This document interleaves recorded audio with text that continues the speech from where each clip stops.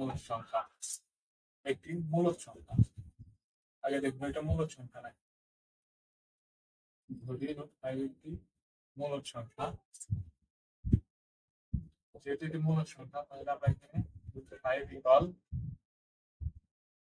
3/2 ভগ্নাংশে নিয়ে আসবো, যেখানে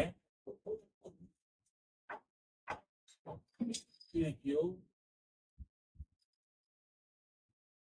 সহমৌলিক স্বাভাবিক সংখ্যা, যেখানে কিউ একের থেকে বড়, এই কিউ একের থেকে বড়। এরপরে আমরা উভয় পক্ষে বর্গ করি, উভয় পক্ষে যদি বর্গ করি নদীর উভয় পক্ষে বর্গ করে, উভয় পক্ষে বর্গ করে বর্গ করলে কি আসতেছে, বর্গ করতে আসতেছে হচ্ছে স্কয়ার রুট কাটাটায় 35 বর্গ করতে আসতেছে 3² এইটুকু আসার পরে আমরা আবার উভয় পক্ষে কিউ দ্বারা গুণ করবো, উভয় পক্ষে কিউ দ্বারা গুণ করবো নদীর উভয় পাশে কিউ দ্বারা গুণ করে,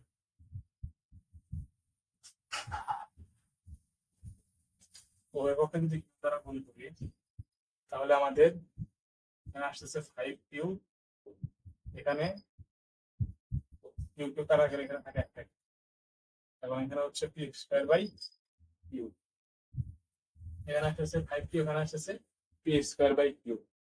এখানে দেখা যাচ্ছে এই 5 কিউ হচ্ছে পূর্ণ সংখ্যা, তার মানে এখানে কিউ এর মান যে কোনো একটা বসাইলে পূর্ণ সংখ্যা আসতেছে, এখানে p²/q পূর্ণ সংখ্যা আসতেছে না, কারণ এইগুলা সহমৌলিক। আমাদের সহমৌলিক কোনগুলা, যাদের গসাগু 1 সেগুলোই হচ্ছে সহমৌলিক সংখ্যা, যেমন 3, এটা 1 আর 3 ছাড়া অন্য কোনো সংখ্যা দ্বারা ভাগ করা যায় না, মানে 3 এর সহমৌলিক হচ্ছে 1 আর 3, এই 1 আর 3 ব্যতীত অন্য কোনো সংখ্যা দ্বারা ভাগ করা যায় না। 5 1 আর এটা হচ্ছে সহমৌলিক সংখ্যা। স্পষ্টত লিখতে পারি, স্পষ্টত এই 5 কিউ পূর্ণ সংখ্যা, পূর্ণ সংখ্যা, কিন্তু p²/q পূর্ণ সংখ্যা নয়, এটা একটা ভগ্নাংশ সংখ্যা। p²/q এটা হচ্ছে ভগ্নাংশ সংখ্যা, যেখানে এই p² আর q হচ্ছে ভগ্নাংশ সংখ্যা, যেখানে এই p আর q হচ্ছে সমমৌলিক সংখ্যা এবং q একের থেকে বড়, q হচ্ছে একের থেকে বড়। যেহেতু এটা পূর্ণ সংখ্যা, এটা ভগ্নাংশ সংখ্যা, এটা সমান হতে পারে না, কারণ এটা পূর্ণ সংখ্যা, এটা ভগ্নাংশ সংখ্যা। আমরা দেখতে পারি 5q ও p²/q সমান হতে পারে না,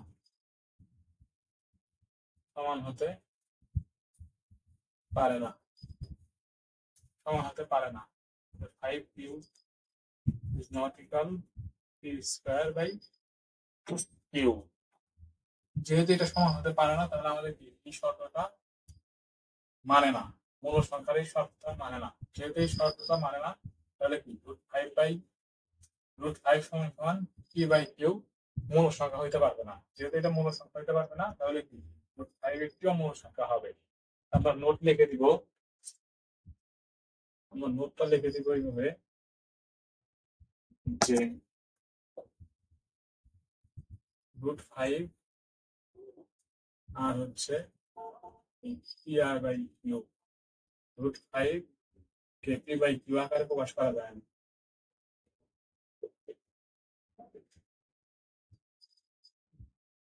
করা যায় না।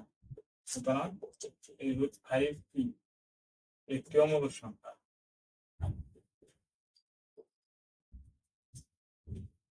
একটি অমূলদ সংখ্যা।